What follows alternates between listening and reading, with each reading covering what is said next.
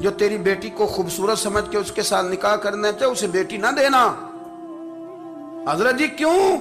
فرمایا حسن تو تھوڑے دن کے بعد ختم ہو جائے گا، پھر وہ اس کی قدر نہیں کرے گا، وہ تو کہیں اور منہ مارتا پھرے گا۔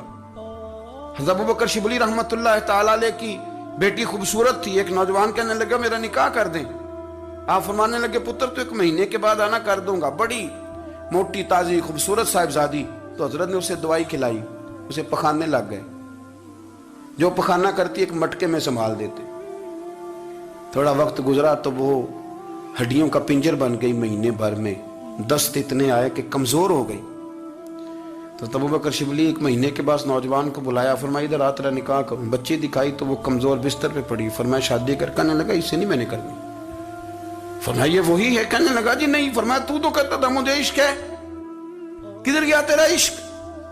کہنے لگا حضرت صاحب آپ کیسی بات کر رہے ہیں؟ فرمایا ادھر آ۔ پھر وہ مٹکا جس میں گند رکھا تھا وہاں لے گئے، فرمانے لگے تیرا اس کے ساتھ عشق تھا، یہ ہے تیرا عشق۔ فرمایا اچھا تو میں 4 دن روٹی کھلاؤں گا پھر تندرست ہو جائے گی، لیکن میں دیکھنا چاہتا تھا کہ تو میری بیٹی سے پیار کرتا ہے یا اس کے چہرے پہ آنے والی کچھ وقت کے لیے سرخی سے پیار کرتا ہے، اس لالی سے پیار کرتا ہے جو جوانی کے وقت بچوں اور بچیوں پہ آتی ہے۔ کس چیز کے دل دادا؟ یعنی کیا مطلب؟ نفس کی غلامی؟